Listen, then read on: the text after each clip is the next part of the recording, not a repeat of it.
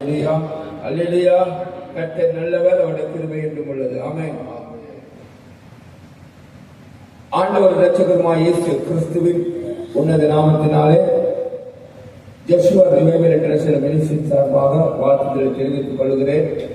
மீண்டும் கடந்த வாரம் ஊழியக்கார கூடுகையிலே நாங்கள் ஜெபிச்சு விட்டு போனோம். அதுக்கு முந்தின வாரம் நாங்கள் படித்தோம். கர்த்தர் எங்களை அழைத்திருக்கிறார். அழைப்பு எப்படின்னா ராஜரீக ஆசாரிய கூட்டமாய் என்று பேதுருவின் புத்தகத்திலே நாங்கள் பார்த்தோம். அவங்க ராஜரீக கூட்டம்னா யாரு, ஆசாரிய கூட்டம்னா யாரு?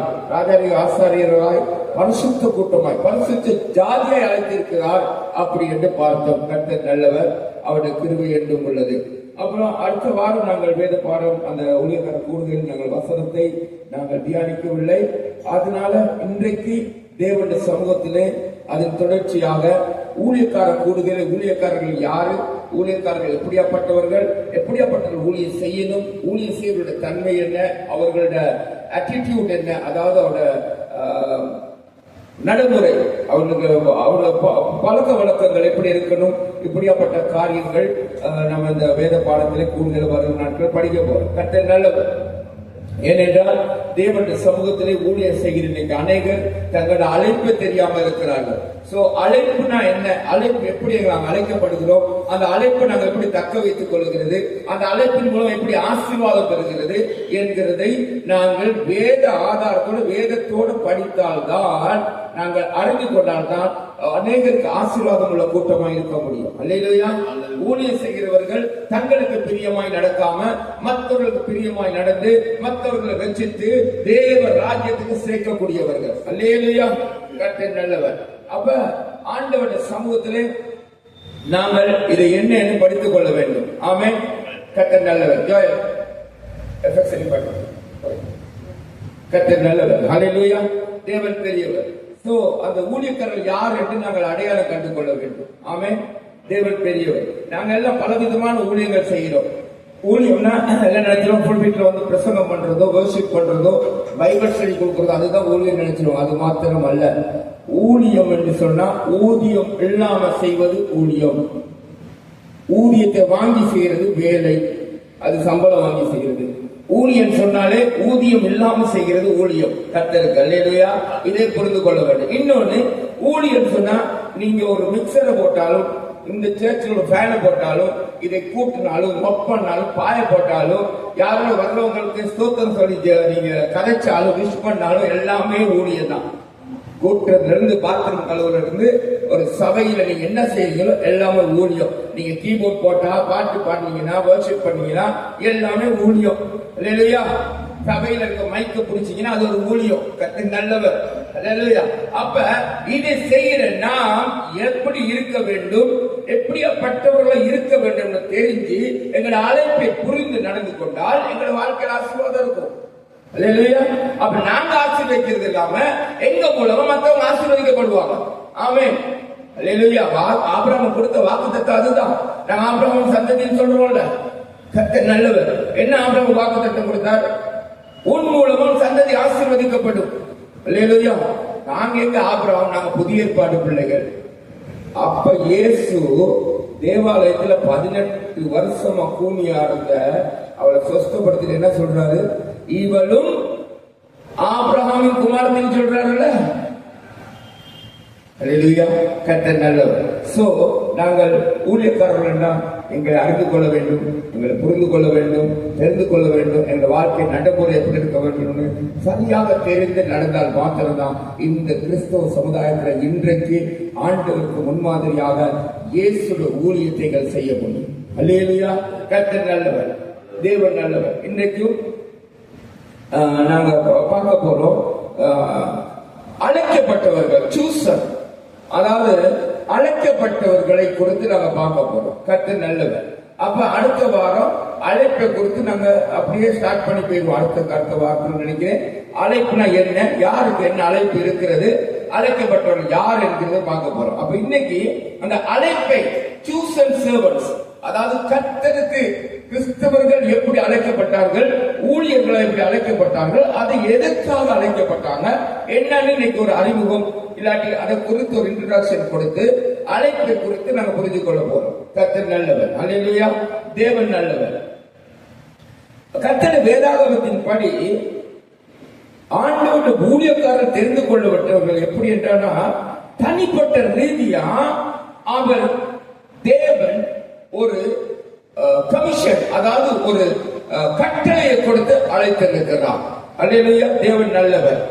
எதுக்காக அவர் அழைத்தார் ஊழியக்காரனாக? அவருடைய சித்தத்தை சுமந்து செல்லுவார்களாக. என்னது? தேவனுடைய சித்தத்தை சுமந்து செல்லுகிறவர்களுக்கு தான் தேவனுடைய ஊழியக்காரன். இயேசு கிறிஸ்துவ குறித்து ஒரே வார்த்தையில சொல்லணும்னா அவர் என்ன தெரியுமா சொல்றாரு? பிதாவின் சித்தத்தை செய்யும்படி பிதா அனுப்பி இருக்கிறார். அவர் சித்தத்தை அல்லாமல் நான் வேறு ஒன்றை செய்ய மாட்டேன். இயேசு சொன்னாரா இல்லையா? இல்லையா? அப்ப இயேசு பின்பற்றுகிற கிறிஸ்துவ உடையவன் சொல்லுகிற நாங்க அவருடைய ஊழியத்தை செய்யும் போது என்ன செய்யணும்? அவருடைய சித்தத்தை சுமந்து செல்லுகிறவர்களாக இருக்க வேண்டும். இல்லையா? அதுக்குதான் ஆண்டவர் ஊழியக்காரனா எங்களை தெரிந்தெடுத்திருக்கிறார். ஆமென். கர்த்தர் நல்லவர். நீங்க ஊழியக்கார கூடுகையில இதை பார்க்கிற கேட்கிற எல்லாத்துக்கும் சொல்றேன், நீங்க ஊழியம் செய்வீர்கள் என்றால் ஒன்று புரிந்து கொள்ளுங்க. கர்த்தர் ஒரு சின்ன ஊழியமா இருக்கட்டும், சபையில இல்ல நீங்க சுவிசேஷ ஊழியமா இருக்கட்டும், போதக ஊழியமா இருக்கட்டும், அப்போஸ்தலர் ஊழியமா இருக்கட்டும், தீர்க்கதரிசி ஊழியமா இருக்கட்டும், டீச்சிங் இருக்கட்டும், எந்த ஊழியமா இருக்கட்டும், சபையில நீங்க வொர்ஷிப் லீடரா இருக்கலாம், போதகர் பாஸ்டரா இருக்கலாம், பிரீச்சரா இருக்கலாம், சபை கூட்டுறவங்களா இருக்கலாம், சபை ஒதுக்குறவங்களா இருக்கலாம், ஆர்கனைஸ் பண்றவங்களா இருக்கலாம், மூப்பரா இருக்கலாம், கமிட்டி மெம்பர்ஸா இருக்கலாம், நீங்க மிக்சர் போடுறவங்களா, சவுண்ட் செட்டிங் பண்றவங்களா இருக்கலாம். யாரு என்னத்தை செஞ்சாலும் கர்த்தர் ஊழியக்காரர்கள். தேவனுடைய வீட்டிலே கர்த்தர் மாளிகையில் ஒரு சின்ன வேலை செஞ்சீங்கன்னா நீங்க தேவனுடைய ஊழியக்காரர். ஒன்று புரிந்து கொள்ளு. நீங்க அப்படியாப்பட்ட ஊழியத்தில் ஈடுபடுற நீங்க எதற்காக உங்களை அந்த வேலைக்கு தெரிந்து கொண்டால், சில நேரம் சேர் போடவா இருக்கும், கூட்டவா இருக்கும், மொப்பனவா இருக்கும், எதற்கு உங்களுக்கு இந்த சந்தர்ப்பத்திலே அதை கொடுத்து அதை தெரிந்து கொண்டாருன்னா அவருடைய சித்தத்தை சுமந்து செல்ல மறந்துடவே கூடாது. இல்லையா? கர்த்தர் நல்லவர். அப்புறம் ஆண்டவருடைய அட்டிடியூட், அதாவது கிறிஸ்துவை இல்லாட்டி கிறிஸ்துவோட நடைமுறை, கிறிஸ்துவோட வாழ்க்கையை நாங்கள் வாழ்ந்து காட்டணும் எங்களோட வாழ்க்கையின்படி. அல்லேலூயா. கர்த்தர் நல்லவர். அதுக்கு கிறிஸ்து எப்படியாப்பட்டவர் நம்ம தெரிஞ்சிருக்கணும்ல. அந்த குள்ள சகைவு அவ்வளோ ஒரு டாக்ஸ் கலெக்டரா இருந்து வரி வசூல் இருந்து இயேசு கிறிஸ்துவ பத்தி கேள்விப்பட்ட உடனே இவர் எப்படியாப்பட்டவரோ தான் பார்க்க மரத்து மேல இருந்தார். சகைவு அக்கதனை மரத்து மேல இருந்தாரு. இயேசு எப்படியாப்பட்டவர் என்று. அப்ப கிறிஸ்துவை வெளிப்படுத்தணும்னா, கிறிஸ்துவ வாழ்க்கை முறையை வெளிப்படுத்தணும்னா நமக்கு கிறிஸ்துவை பத்தி நல்ல ஒரு அறிவு வேணும். அப்ப கிறிஸ்துவ பத்தி அறிவுனா என்ன? அவர் எப்படி இந்த பூமியில வாழும் போது வாழ்ந்தார், அவர் எப்படி தன்னுடைய சீஷரை அவர் உருவாக்கினார், அவர் தன்னுடைய சீஷர்களுடன் எப்படி பேசினார், தன் சீஷர்களை எப்படி மன்னித்தார், அவருக்கு விளைவு விளைவித்த சிலுவை அடித்த ஜனங்களை எப்படி அவர் நேசித்தார், பிதாவுடைய சித்தத்தை எப்படி செய்தார், எப்பொழுதும் பிதாவின் சத்தத்தை எப்படி கேட்டார், எப்படி பிதாவுக்கு கீழ்ப்படிந்திருந்தார், தன்னுடைய ஜனங்களை எப்படி நேசித்தார், தன் குடும்பத்தை எப்படி நேசித்தார், தன் கூட இருந்த ஜனங்களை எப்படி அவர் பராமரித்தார், எப்படி ஒழுங்கா நடத்தினார். அவர்களுடைய பிரசங்க கேட்க வந்த ஜனங்கள் முன்னாள் கேட்ட ஐயோ உங்க தூரம் போறாங்க, பசியா இருப்பாங்கன்னு அவங்கள குறித்து எப்படி பாரம் வந்தது. இன்னைக்கு இருக்க ஊழியக்காரர்களுக்கு அந்த பாரமே இல்லை. நீ வா உபாசம் பண்ணதுக்கு வா, அதுக்கு வா, இதுக்கு வான்னு சொல்லுவாங்க. ஆனா அந்த ஜனம் பசியில இருக்குதா, உடுப்பு இல்லாம இருக்குதா, பஸ்ஸுக்கு சளி இல்லாம இருக்குதா, யோசிக்கவே மாட்டாங்க. அப்படியாப்பட்ட ஊழியக்காரவங்க இயேசு. அல்லேலூயா. என்ன சொன்னா, தூரத்துல இருந்து வர்றது எங்களோட அர்ப்பணிப்பு. ஆண்டவரை தேட அர்ப்பணிச்சா எங்களுக்கு அது ஆசீர்வாதம் தேடி வரும். ஆனா அது எதிர்பார்க்கல, இல்லாட்டி ஜனம் வர்றது. ஆனா சபை ஊழியக்காரன் இல்லாட்டி ஊழியம் செய்தவங்களுக்கு தகப்பனின் இருதயம் இருக்கணும். ஐயோ இந்த பிள்ளைகள் எப்படி கஷ்டப்பட்டு வருவாங்க, நம்ம எந்த விதியில் அவங்களுக்கு உதவி செய்யலாம் அப்படி இருக்கிற அந்த பார் அவங்களை குறிச்சு கரிசன். இன்னைக்கு அப்படி இல்லை. ஒரு சில ஊழியக்காரங்க இருக்காங்க, எக்கடி கேட்டாலும் பரவாயில்ல, நீ வந்தாக வரலாட்டி நீ சாத்தாம் பிள்ளை, நீ வராட்டி அவன், நீ வராட்டி ஊழியம் கொடுக்க மாட்டேன், நீ வராட்டி நெசந்தான். சேர்ச்சில் ஒரு டிசிப்ளின் இருக்கணும், ஒழுங்கு இருக்கணும். அது உண்மை. ஏசு அப்படி ஒரு நாள் சொல்லலை, செய்யலை. செஞ்சிருந்தா இன்னைக்கு பல ஊழியக்காரர் சபையில் இருக்க மாட்டாங்க. நான் இருக்க மாட்டேன். நான் நல்ல வாழ்க்கை வாழ்ந்த ஆள் இல்லை. கத்த நல்லவர். ஆமென். இன்னைக்கு ஒரு மனுஷனுக்கு பிரயோஜனம் வச்சிருக்கிறான்னா ஆண்டவரை வைத்திருக்கிறார். இன்னைக்கு நான் நிக்க தகுதி இல்லை. இன்னைக்கு சட்டத்தில் பேசுற ஊழியக்காரர்களை பார்த்தா அவங்க வாழ்க்கையில ஆண்டவர் அவங்க நடக்கிற மாதிரி நடந்திருந்தாருன்னா இயேசு இன்னைக்கு அவங்க இருக்க முடியாது உயிரோட. இதுதான் உண்மை. அல்லேலூயா. அப்ப ஒரு ஊழியக்காரன் ஆவதுக்கு இயேசு எப்படியாப்பட்டவர், அவரோட தன்மை எப்படி, அவரோட பண்பு எப்படி, அவர் பண்பாடு எப்படி, எவ்வளவு இருக்குங்க சொல்லலாம். அல்லேலூயா. அதை குறித்த அறிவு வேணும். இந்த அறிவு இல்லாதனால தீர்க்கதரிசி புத்தகத்தில் சொல்லப்படுகிறது, தேவனை குறித்து அறிவு இல்லாதனால என் ஜனங்கள் சம்பாதமாக. கர்த்தரை குறித்த அறிவு இல்லை, வேதத்தை குறித்த அறிவு இல்லை. வேதத்தில் அழகா எழுதி கொடுத்து, வேதத்துல தான் இருக்குது இதெல்லாம், வேற எங்கேயுமா இருக்கு? கர்த்தர் நல்லவர். அல்லேலூயா.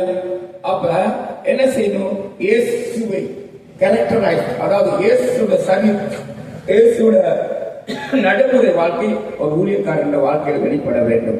எப்படி அது வெளிப்பட வேண்டும்? தனக்கிட்ட இருக்கிற கீழ்ப்படிதல்னால. இல்லையா? இயேசு கடைசி வரைக்கும் பிதாவுக்கு கீழ்ப்படிந்து நடந்தார்.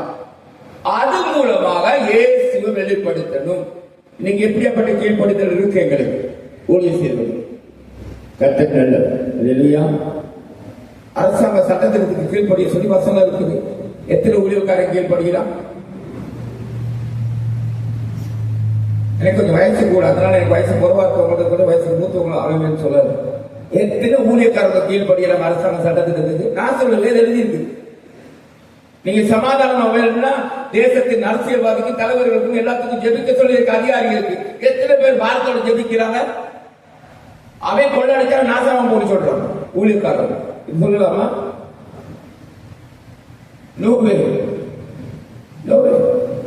நம்ம சமாதானமா வாழணும். நாங்க தேசத்துக்காக ஜெபிக்கிறோம். எத்தனை ஊழியக்காரங்க ஜெபிக்கிறீங்க? ஆண்டவர் ஒருவனை தேடுகிறார், திறப்பில் அடிக்கிற ஒருவர். அது நாங்க நீங்க இருக்கணும்னு சொல்ல முடியுமா? இந்த கேப்ல இருந்து அழிய விடாம ஜெபிக்கிற நீங்க ஊழியக்காரங்க சொல்லுங்க. கர்த்தர் நல்லவர். பார்க்கிற, கேட்கிற, இருக்கிற எல்லா இடத்துல கேள்வியா கேட்கிறேன். எங்களை குறித்து ஆரம்பிக்கணும். நாங்க இதே ஒரு வகையில் ஊழியம் செய்வோம் தேவனுக்கு. சரியா? அப்ப கீழ்ப்படிவோம். கர்த்தர் வார்த்தைக்கு முதலாவது கீழ்ப்படிவோம். லேலுயா. கர்த்தர் நல்லவர். முதல்ல நாங்க ஊழியம் செய்யற நாங்க எப்படி கீழ்ப்படுகிறோம்? கர்த்தர் வசனத்துக்கு எப்படி கீழ்ப்படுகிறோம்? தாய் தப்பனுக்கு எப்படி கீழ்ப்படுகிறோம்? மூத்த சகோதரர்களுக்கு எப்படி கீழ்ப்படுகிறோம்? குடும்பத்துல கணவனுக்கு மனைவிக்கு, மனைவிக்கு கணவன் எப்படி கீழ்ப்படுகிறோம்? பெற்றோர் பிள்ளைகளுக்கு, பிள்ளைகள் பெற்றோருக்கு எப்படி கீழ்ப்படுகிறோம்? சபைக்கு பாஸ்டருக்கு எப்படி கீழ்ப்படுகிறோம்? அப்படித்தான் நம்ம ஆண்டவருக்கு கீழ்ப்படுவோம். கர்த்தர் நல்லவர். ஆமென். தேவன் நல்லவர். லேலுயா. கர்த்தர் பெரியவர். கீழ்ப்படுகிறதுனால அவரோட வாழ்க்கை நடைமுறையை நம்ம வெளிப்படுத்துவதா இருக்கணும். அடுத்து ஹியூமிலிட்டி, தாழ்மை. தன்னை தாழ்த்தினார், சிலுவை மரண பரியந்தம். தாழ்மையினால அவருடைய வாழ்க்கை நடைமுறையை நம்ம வெளிப்படுத்தணும். லேலுயா. கர்த்தர் நல்லவர். இன்னைக்கு எத்தனை ஊழியக்காரருக்கு தாழ்மை இருக்குது எனக்கு தெரியும். சொல்றாங்க, அவரை பார்த்து நான் தாழ்மையா இருக்கிறேனே. ஆவிக்குரிய பெருமை பேசக்கூடாது. தாழ்மை உள்ளவன் அதுக்கு கிழிஞ்சு பொறுத்து தாழ்மையா சிலர் வந்துருவாங்க. சிலர் சொல்லுவாங்க டைகோட் போட்டு வந்து அவங்க பெருமையை பார் அப்படின்னு. இதுல எல்லாம் தாழ்மையும் பெருமையும் காண முடியாது. வாழ்க்கை நடைமுறையில் இருக்கிறது. இயேசு கடைசி பரிந்து தன்னை தாமை தாழ்த்தி கீழ்ப்படிந்தவராக நடந்தார்.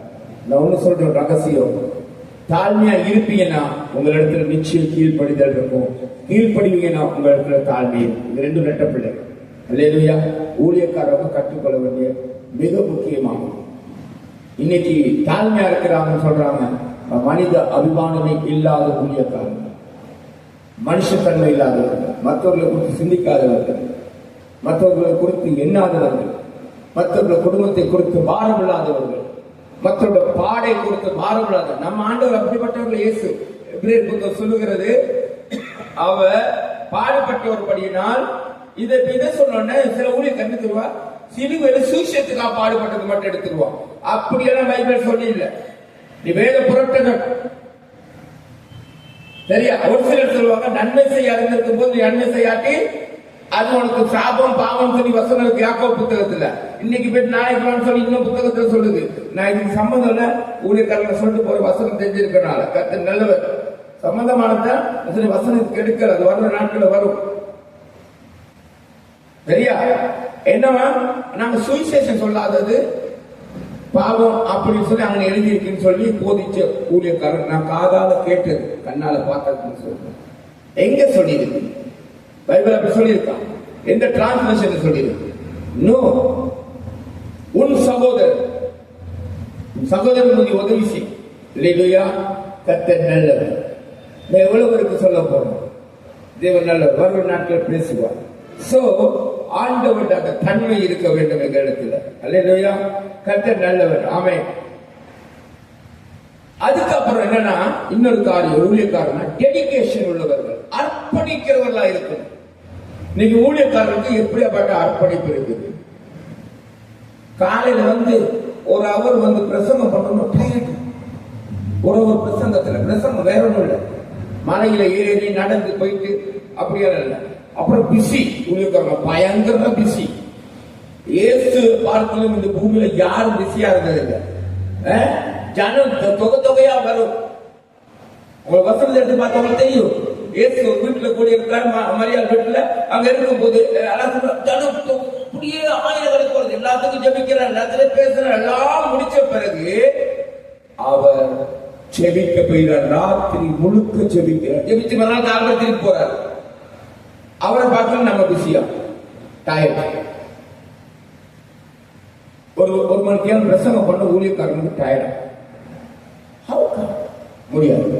நாம் சொன்னா எஸ் எங்களுக்கு முடியாதுதான், ஆனாலும் என்னை பலப்படுத்துகிற கிறிஸ்துனால் சகலத்தில் செய்ய பலன் உண்டு சொல்ற விசுவாசம் உள்ளவனுக்கு அந்த டயர்டு வராது. டயர்ட் வரும். மனு மாம்சம் தானே, தூங்கி இருக்கலாம், கொஞ்சம் லேட் ஆகிருக்கலாம், வலிக்கும், அதெல்லாம் இருக்கும். ஆண்டது அறியாதவர் அல்ல. அதுதான் சொல்றாரு, அவர் நம்மை போல் பாடுபட்டவர் பண்ணினால் எபிரேயர் சொல்லுது, எங்கள் பாடுகளை அறியாதவர் அல்லவே. அல்லேலூயா.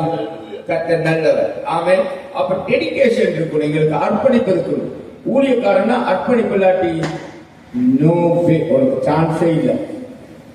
நீ அர்ப்பணிச்சா தானே உனக்கு வர பிள்ளைகளை, தேவ பிள்ளைகளை அர்ப்பணிப்பு பழக்க முடியும்.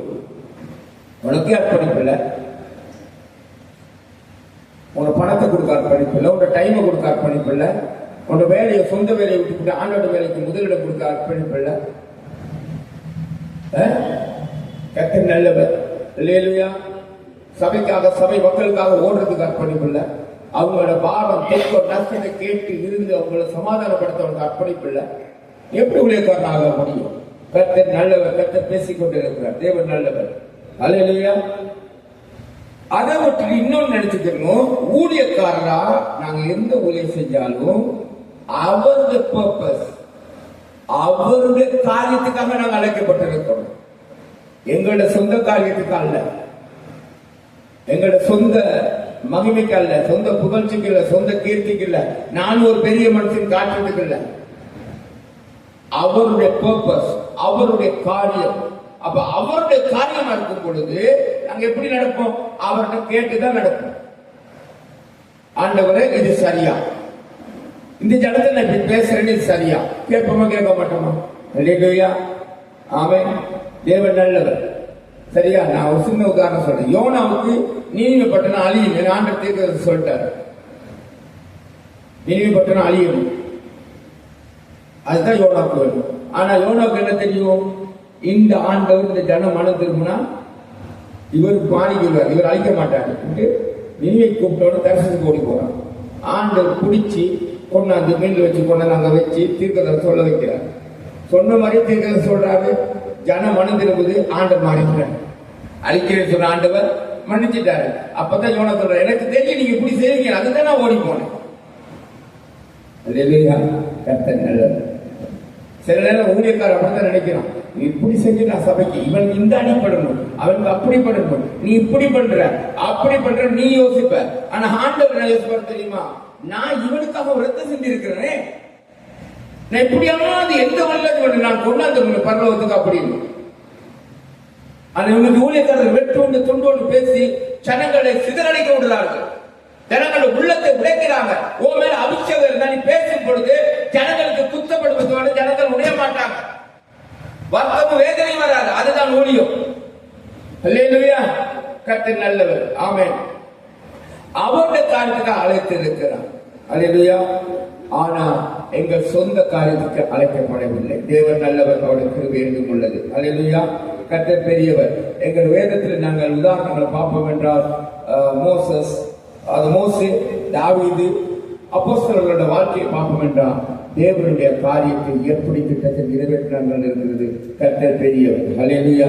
தேவன் நல்லவர், அவருடைய கிருபை என்றும் உள்ளது. நாங்கள் தெரிந்து கொள்ளப்பட்ட ஊழியக்காரர்கள் தான் இப்படியாப்பட்ட தன்மையில் இருக்கிறோம். அடுத்த வாரம் இந்த காரியங்கள் என்னன்னு பார்ப்போம். அல்லேலூயா.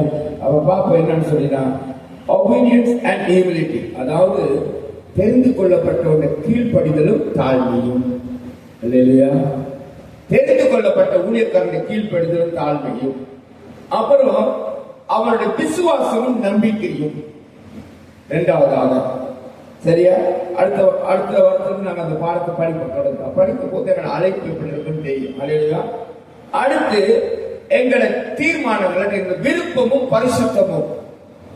சரியா.